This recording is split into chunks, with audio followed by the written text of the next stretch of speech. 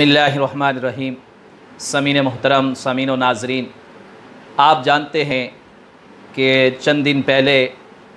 رافضیوں نے اور غالی قسم کے ان سڑے ہوئے لوگوں نے چھٹے خلیفہ راشد حضرت عمر بن عبدالعزیز رضی اللہ تعالیٰ عنہ کے مزار پر انوار کی بے حرمتی کی، آپ کی زوجہ محترمہ سیدہ فاطمہ رضی اللہ تعالیٰ عنہ کے جسد مبارک، آپ کے غلام کے جسد مبارک، اور انہیں پامال کیا گیا، مزارات کو جلایا گیا، اس پر بے ادبیاں کی گئی، جسم مبارک کے ساتھ بے ادبیاں کی گئی۔ سامعین محترم، یاد رکھیے یہ وہ لوگ ہیں جو دین دشمن ہیں، اسلام دشمن ہیں۔ حضرت عمر بن عبدالعزیز وہ ہستی ہیں اسلام میں جنہیں چھٹا خلیفہ راشد کہا جاتا ہے، جنہیں چھٹا خلیفہ راشد کہا جاتا ہے۔ ہم اس کی پرزور مذمت کرتے ہیں، نہ صرف مذمت کرتے ہیں بلکہ ایسے لوگوں کے خلاف حکومت پاکستان اور عالم اسلام کو سخت ایکشن لینا چاہیے۔ یہ وہ ظالم اور بدبخت لوگ ہیں جو اولیاء اللہ کی بے ادب ہیں، گستاخ ہیں، اور یہ وہ لوگ ہیں جو اسلام دشمن ہیں۔ یہ یہودی لوبی کا حصہ ہیں۔ ان کی ابتدا عبداللہ بن سبا یہودی سے ہے، اور یہ اپنے آپ کو محب اہل بیت کہتے ہیں۔ یہ کیسے محب اہل بیت ہیں کہ جو اسلام کی عظیم ہستیوں کے خلاف ہیں، اتنے بغض اور حسد رکھنے والے ہیں۔ سامعین محترم، یاد رکھیے یہ وہ سڑے ہوئے لوگ ہیں جو کہ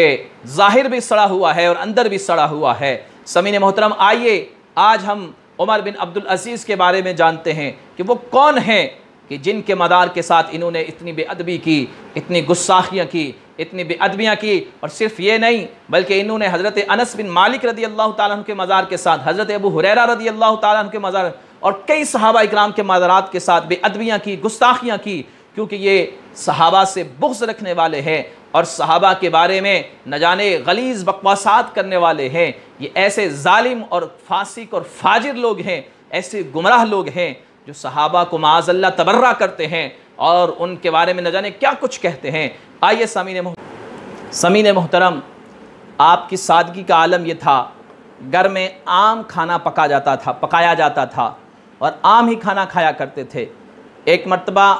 آپ گھر میں تشریف فرما تھے، کھانا تناول کر رہے تھے، آپ کی بیٹیاں آپ کے پاس سے گزری تو انہوں نے منہ پر ہاتھ رکھے ہوئے تھے۔ آپ نے اپنی زوجہ سے پوچھا کہ کیا وجہ ہے، انہوں نے اپنے منہ پر ہاتھ کیوں رکھے ہوئے ہیں؟ تو عرض کرنے لگی، اے امیر المؤمنین، ان کے پاس کھانے کے لیے روٹی اور صرف پیاز ہی تھا، اور پیاز کھا کھا کر ان کے منہ سے پیاز کی بو آ رہی تھی، اس وجہ سے انہوں نے منہ پر ہاتھ رکھ کر یہاں سے گزری، کہیں آپ تک وہ بو نہ پہنچ سکے۔ سامعین محترم، یہ تھا خلیفہ وقت، عادل خلیفہ کی بیٹیوں کا عالم کہ صرف روٹی اور پیاز کھا کر گزارا کیا کرتی تھی۔ اور آج ہمارے حکمرانوں کو دیکھیے، ان کی اولادیں عیاشیاں کر رہی ہیں، عوام کے لوٹے ہوئے پیسے سے، عوام کے خون پسینے کی کمائی ایک ایک قطرہ جمع کر کے وہ کس قدر عیاشیوں میں مگن ہوتے ہیں۔ ان کی اولادیں تو اولادیں ایسے، اور جو ہے وہ حکمرانوں کے ملازم بھی اپنے آپ کو وقت کا یزید سمجھتے ہیں۔ سامعین محترم، ایک مرتبہ ایسا ہوا، کوئی خاتون کسی کام کی غرض سے آئی تو دیکھا کہ آپ خود اپنی گھر کی دیوار کی لپائی کر رہے ہیں مٹی سے، اور آپ کی زوجہ مٹی اٹھا اٹھا کر دے رہی ہیں۔ اس خاتون نے کہا، اے خاتون، یہ مزدور جو ہے آپ اس سے پردہ کیوں نہیں کر رہی؟ تو وہ کہنے لگی، یہ کوئی مزدور نہیں بلکہ وقت کا حاکم خلیفۃ المسلمین عمر بن عبدالعزیز ہیں، اور میں ان کی زوجہ ہوں۔ اللہ اکبر۔ سامعین محترم، یہ سادگی کا عالم تھا کہ اپنے گھر کی لپائی خود اپنے ہاتھوں سے کر رہے ہیں، اور آپ کی زوجہ مٹی بنا بنا کر آپ کو دے رہی ہے۔ یہ سادگی کا انداز کہاں نصیب ہوگا؟ یہ تھے مسلمان حکمران جنہیں اپنی رعایا کی فکر تھی، جنہوں نے اسلام کی آبیاری کے لیے امت مسلمہ پر عدل و انصاف قائم کیا، اور پوری دنیا کے اندر جن کے نام کو آج بھی عزت کی نگاہ سے دیکھا جاتا ہے۔ سامعین محترم، آپ رضی اللہ تعالیٰ عنہ کے کارناموں میں اور سادگی کے عالم یہ تھا کہ بڑے بڑے ظالم اور جابر بھی آپ کے نام سے ڈر جایا کرتے تھے۔ آپ کے جو ہے وہ نام کو سن کر بڑے بڑے ظالم لوگ ظلم سے باز آ جایا کرتے تھے۔ انہیں پتہ تھا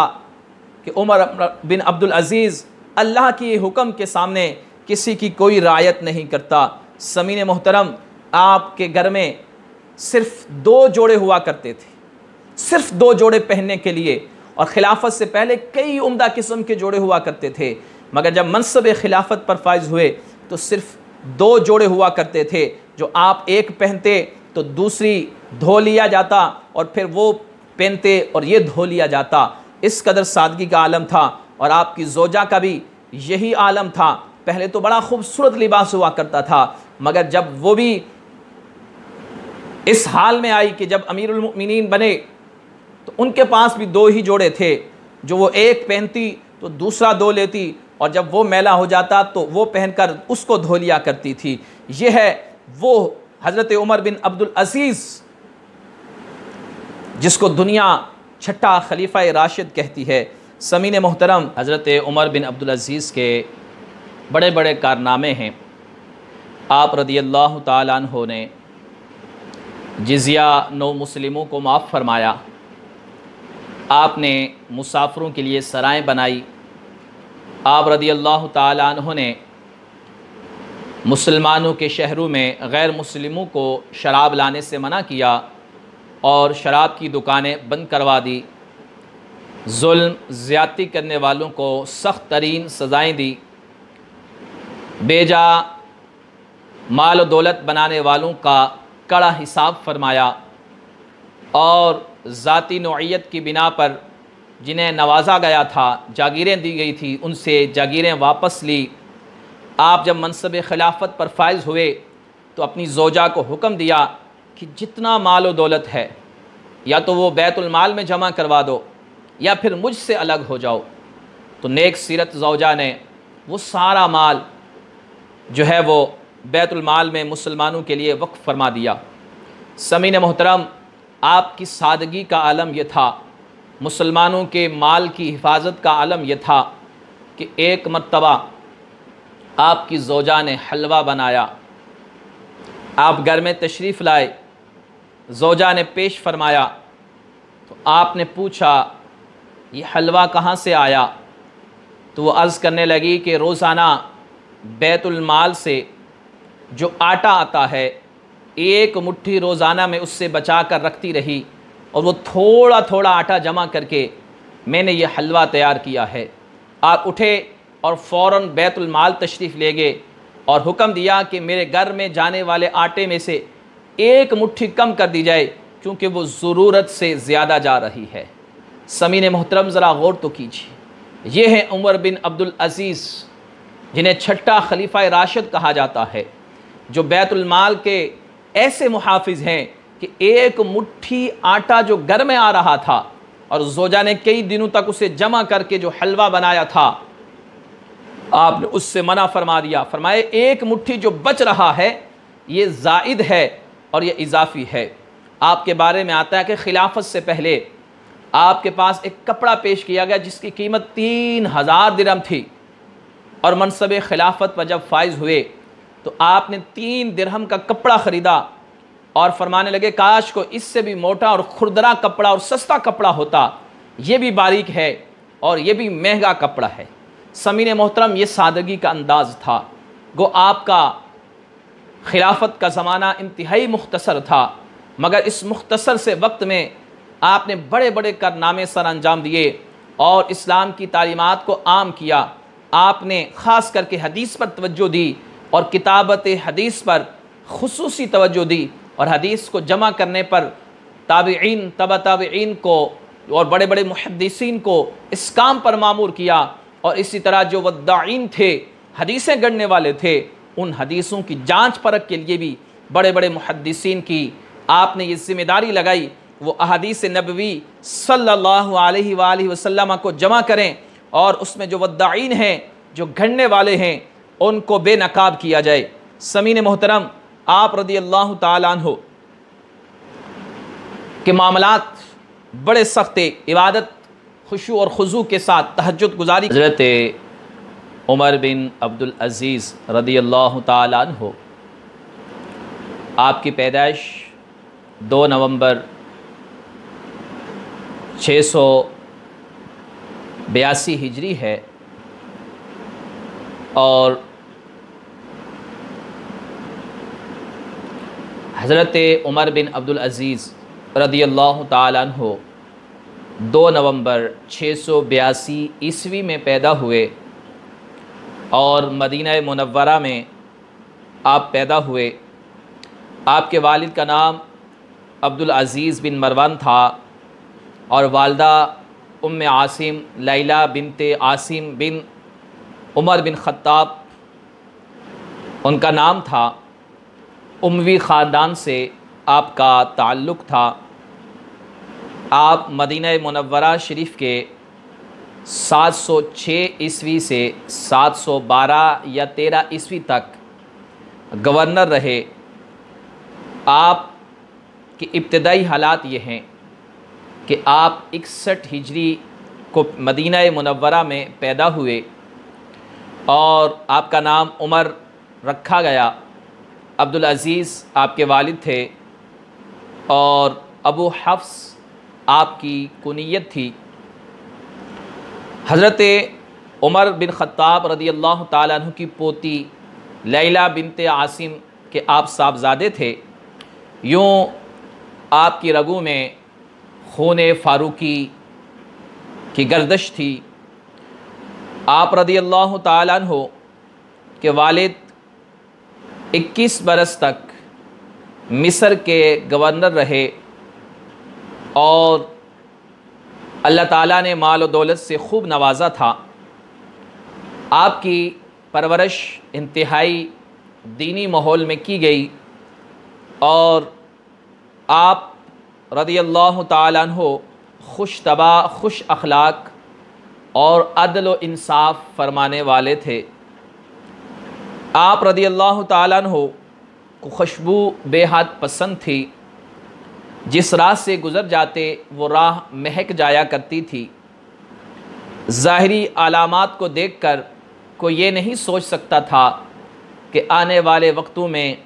یہ خلیفہ راشد کے منصب پر فائز ہوں گے۔ آپ بچپن ہی سے زہد و تقوی اور خشیت الہی سے لبریز آپ کا دل تھا، اور زہد و تقوی کی طرف آپ کی رغبت زیادہ تھی، اور آپ کے والد محترم نے آپ کی تعلیم و تربیت کے لیے دینی ماحول کا انتخاب کیا، اور خصوصی توجہ دی۔ وقت کے مشہور عالم اور محدث صالح بن کیسان کو آپ کا اتالیق مقرر کیا گیا، اور کئی دیگر اہل علم حضرات جیسے حضرت انس بن مالک رضی اللہ تعالیٰ عنہ، صائب بن یزید، یوسف بن عبداللہ رضی اللہ تعالیٰ عنہم جیسے جلیل القدر صحابہ سے اور تابعین سے آپ نے قرآن اور حدیث کا علم حاصل فرمایا۔ بچپن ہی میں آپ نے قرآن مجید کو حفظ فرما لیا تھا، اور اسی تعلیم و تربیت کا یہ نتیجہ تھا کہ آپ طبعاً صالح اور بچپن ہی سے دین کی طرف رغبت رکھنے والے اور زہد و تقوی کرنے والے تھے۔ سامعین محترم، آپ کے بارے میں آپ کے استاد اور مربی نے یہ جملے ارشاد فرمائے کہ مجھے کسی ایسے شخص کا علم نہیں کہ جس کے دل میں اللہ کی عظمت اس لڑکے کے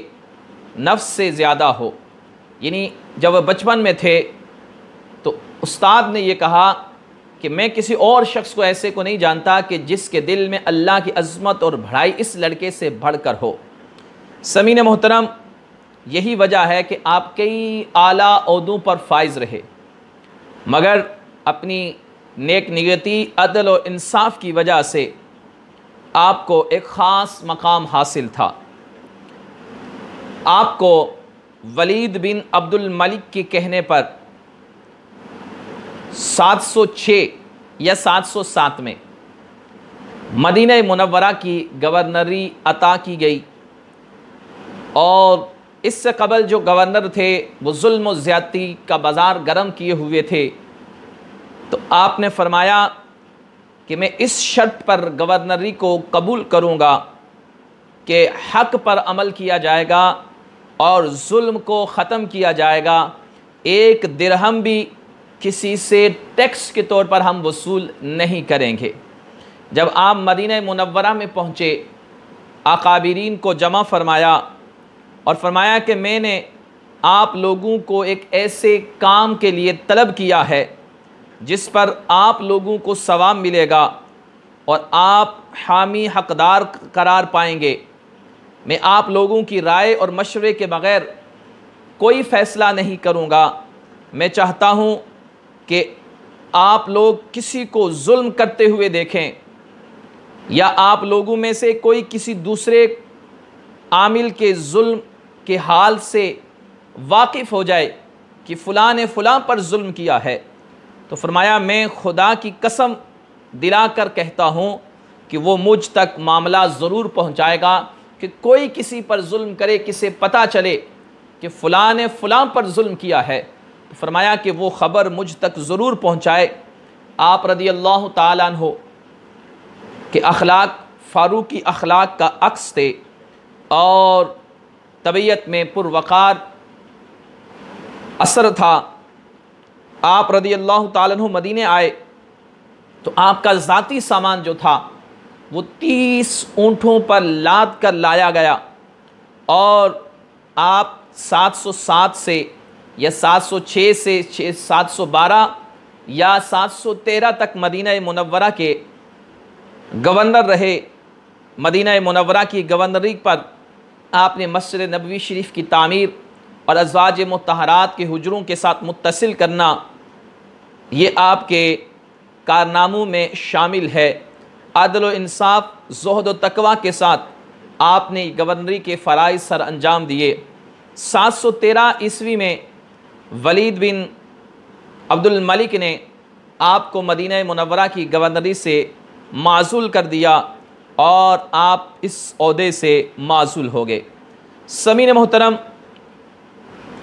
شاہ سلیمان بن عبد الملک یہ حاکم تھا، جب یہ بیمار ہوا، زندگی کی کوئی امید باقی نہ رہی، تو اس نے اپنا ایک جان نشین مقرر کرنے کے لیے رائے لی، اور رائے کے اندر حضرت عمر بن عبد العزیز اور یزید بن عبد الملک کے نام بالترتیب مشورتاً مقرر کیے گئے۔ سلیمان بن عبد الملک نے ایک وصیت نامہ لکھا اور بنو امیہ سے بیعت لی۔ چنانچہ سلیمان کی زندگی ہی میں بنو امیہ کے تمام افراد سے اس وصیت نامے کے بارے میں بیعت لی گئی کہ جو اس وصیت میں جس کو خلیفہ نامزد کیا گیا ہے، تمام احباب اس کی بیعت کریں گے۔ چنانچہ جب یہ بیعت لے لی گئی، لیکن سلیمان بن عبد الملک نے تشفی کے لیے دوبارہ یہ کہا کہ دوبارہ سے جامعہ مسجد میں بنو امیہ کو جمع کر کے دوبارہ سے بیعت لی جائے۔ چنانچہ سلیمان بن عبد الملک کا انتقال ہو گیا، اسے صیغہ راز میں رکھا گیا اور تمام بنو امیہ کو جامعہ مسجد میں جمع کیا گیا۔ جب جمع کیا گیا تو آپ کے سلیمان بن عبد العزیز کے وزیر نے جو ہے وہ تمام لوگوں سے دوبارہ بیعت لی، اور جب بیعت لے کر وصیت نامہ پڑھا تو وصیت نامے میں حضرت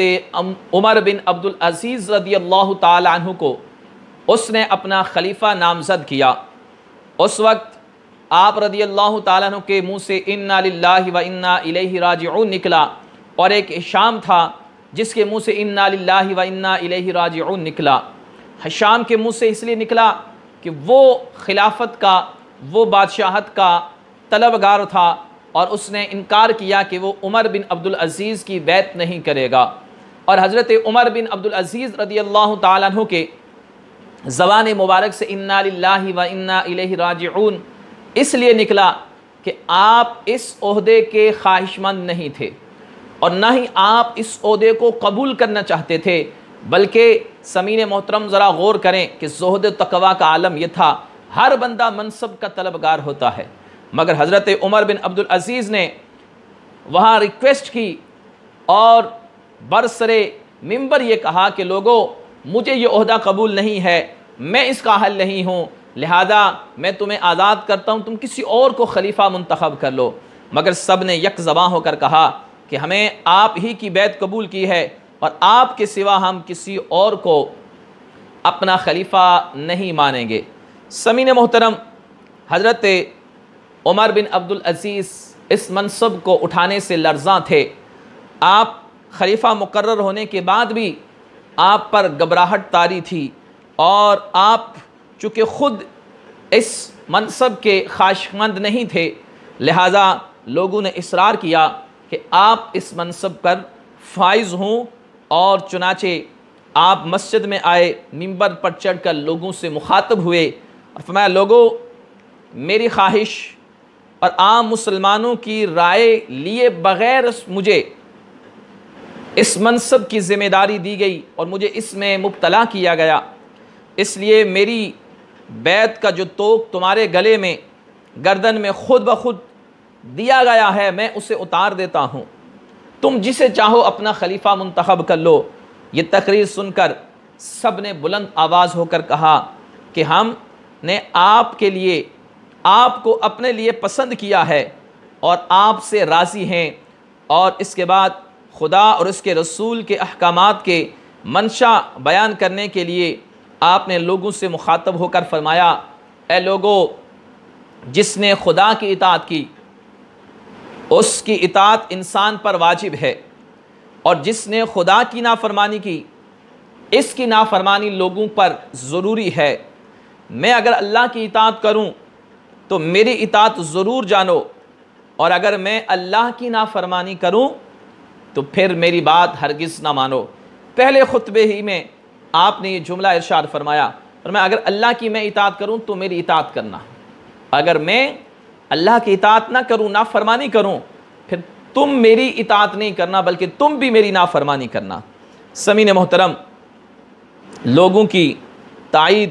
اور پھر آپ نے لوگوں سے فرمایا، اے لوگو، اگر تم ہمارے اعزاز میں کھڑے ہوگے تو ہم بھی کھڑے ہو جایا کریں گے، اور اگر تم بیٹھو گے تو ہم بھی بیٹھیں گے۔ لوگ خدا کے حضور کھڑے ہوتے ہیں، اللہ تعالیٰ نے کچھ باتیں انسانوں پر فرض کی ہیں اور کچھ سنن قرار دی ہیں، تو جنہوں نے ان کی پابندی کی وہ کامیاب ہو گئے، اور جنہوں نے ان احکامات کا لحاظ نہ رکھا وہ تباہ و برباد ہو جائیں گے۔ اس کے بعد آپ نے فرمایا، تم میں سے جو کوئی میرے پاس آئے وہ ان باتوں کا خیال رکھے۔ آپ نے فرمایا میرے پاس آنے کے لیے ان باتوں کا خیال رکھنا ہے، مجھ تک ایسی حاجت پہنچائے جس کا مجھے علم نہ ہو، یعنی ایسی بات میرے تک پہنچائے جس کا پہلے سے مجھے معلوم نہ ہو، مجھے ایسے عدل و انصاف کی طرف توجہ دلائے جو مجھ سے نہ ہو سکا، یعنی میرے حکومت کے اندر اگر کہیں عدل و انصاف نہیں ہوا تو مجھے اس کی طرف توجہ دلائے، اور فرمایا کہ سچائی میں میرا ساتھ دے، مسلمانوں کی امانت کا نگہبان اور محافظ ہو، میرے پاس کسی کی غیبت نہ کرے۔ سامعین محترم، یہ آپ نے خطبہ ارشاد فرمایا، اور ذرا اندازہ کیجئے کہ ایک مسلم حکمران کو کن اصولوں کو مد نظر رکھنا چاہیے، وہ کس طرح لوگوں کی مالوں کا محافظ ہونا چاہیے، عدل و انصاف، زہد و تقوی کے اندر کس قدر وہ کامل ہونا چاہیے، اور اس کے مناسب کے شایان نشان کیا چیزیں ہونی چاہیے۔ سامعین محترم، احساس فرض شناسی اور طرز زندگی پہلے تو شاہانہ تھا، بڑے شاہانہ زندگی گزارتے تھے، مگر جب آپ منصب خلافت پر فائز ہوئے، جب آپ کو بادشاہت ملی تو زندگی ہی بدل گئی۔ پہلے اعلیٰ سواری کے لیے گھوڑے موجود ہوتے تھے، پہننے کے لیے طرح طرح کی پوشاکیں موجود ہوا کرتی تھی، عمدہ خوشبوئیں استعمال ہوا کرتی تھی، مگر جب سلیمان کا انتقال ہوا، جو مال وراثت تھا وہ آپ نے تقسیم کر دیا۔ حضرت عمر رضی اللہ تعالیٰ عنہ نے ان عمدہ گھوڑوں پر سوار ہونے سے انکار کر دیا، اور حکم دیا کہ بیت المال میں یہ جتنے بھی مال و متاع ہے سب بیت المال میں داخل کر دیا جائے، اور ایک حجرہ صرف آپ نے اپنی رہائش کے لیے منتخب فرمایا اور فرمایا میرے لیے یہی کافی ہے۔ چنانچہ جب آپ چلے تو پولیس کا افسر آگے نیزہ لے کر لوگوں کو پیچھے ہٹا رہا تھا، تو آپ نے فرمایا کہ میں بھی تمام مسلمانوں کی طرح ایک مسلمان ہوں، اور فرمایا کہ یہ کام نہیں کرو۔ سامعین محترم ذرا یہاں غور کیجئے گا کہ حضرت عمر بن عبدالعزیز نے پروٹوکول لینے سے منع کیا، فرمایا کہ میں بھی عام انسانوں کی طرح ایک انسان ہوں، تو یہ لوگوں کو ہٹانا اور وی آئی پی پروٹوکول کے ساتھ سفر کرنا ایک مسلم حکمران کے شایان شان نہیں ہے، بلکہ وہ بھی اپنے آپ کو عام انسانوں کی طرح سمجھے اور دوسروں کے لیے تکلیف اور اذیت کا سبب نہ بنے۔ سامعین محترم، آپ نے جب وہ سارا مال وراثت تقسیم کر لیا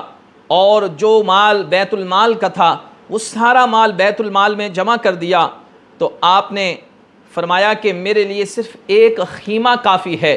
ایک خیمہ کافی ہے جس کے اندر میں اپنی زندگی گزار سکتا ہوں۔ چنانچہ آپ کی ملازمہ نے چہرہ دیکھ کر اندازہ لگایا کہ آپ پریشان ہیں، تو پوچھا کہ کیا بات ہے؟ آپ نے فرمایا یہ تشویشناک بات ہی تو ہے کہ مشرق سے مغرب میں امت محمدیہ کا کوئی فرد ایسا نہیں جس کا مجھ پر حق نہ ہو، اور بغیر مطالبہ اور اطلاع کے اس کا حق ادا کرنا مجھ پر فرض نہ ہو۔ آپ نے فرمایا کہ میں پریشان اس لیے ہوں کہ جتنی بھی امت مسلمہ ہے ان سب کا حق ہے مجھ پر، اور بغیر اطلاع کے، بغیر خبر کے ان سب کے حقوق ادا کرنا یہ کوئی آسان کام نہیں ہے۔ تو حاکم وقت اپنی رعایا کے حقوق اس پر ہوتے ہیں، اور ہر ایک کی حقوق کی ادائیگی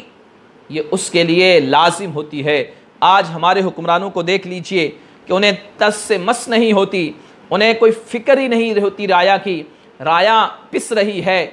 کٹ رہی ہے، بھوک سے مر رہی ہے، بیماریوں سے مر رہی ہے، نہ جانے کن مشکلات کا شکار ہے، پینے کے لیے صاف پانی نہیں ہے، مگر حکمرانوں کے لیے اعلیٰ شان محلات ہیں، پینے کے لیے صاف اور شفاف پانی ہے، ایک ایک وقت میں درجنوں کھانے کے میز پر میوہ جات سجائے جاتے ہیں، طرح طرح کے کھانے اور ڈشز لگائی جاتی ہیں، اور غریب بیچارہ ایک لقمے کے لیے تڑپ تڑپ کر سسک سسک کر مر جاتا ہے۔ سامعین محترم، کتنی مائیں، کتنے باپ اپنی اولاد کی بھوک کی وجہ سے خودکشیاں کر رہے ہیں۔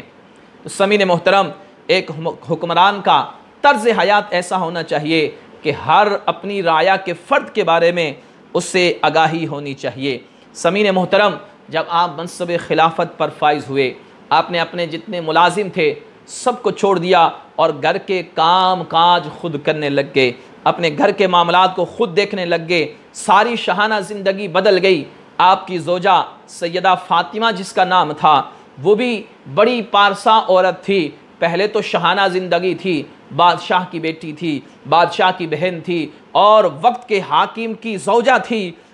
مال و زیور ہر طرح کی سامان کی وافرانی تھی، مگر جب منصب خلافت پر فائز ہوئے تو سب کچھ بدل گیا، سب کچھ اللہ کی راہ میں قربان کر دیا اور سادگی کو اپنایا۔ سامعین محترم، اس قدر سادگی کو اپنایا کہ گھر کے سارے کام کاج پھر وہ یہ نیک سیرت خاتون خود کرنے لگ گئی، اور اسی لیے اہل محبت یہی کہتے ہیں کہ چھٹے خلیفہ راشد حضرت عمر بن عبدالعزیز رضی اللہ تعالیٰ عنہ۔ سامعین محترم، آپ کے دور کی خصوصیات میں سے یہ ہے کہ آپ نے عدل و انصاف قائم کیا۔ جب آپ منصب خلافت پر فائز ہوئے تو چور، ڈاکو، لٹیرے، ظالم لوگوں کی چیخیں نکل گئی،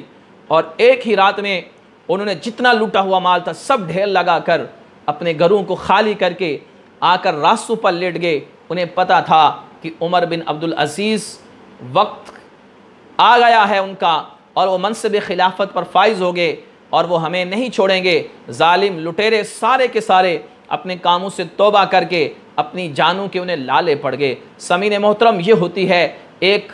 پاورفل عدل و انصاف کرنے والے شخص کی پاور، کہ جب وہ منصب پر آتا ہے تو سارے لوگوں کی چیخیں نکل جاتی ہیں، اور ظالم ظلم سے باز آ جاتا ہے، چور چوری سے باز آ جاتا ہے،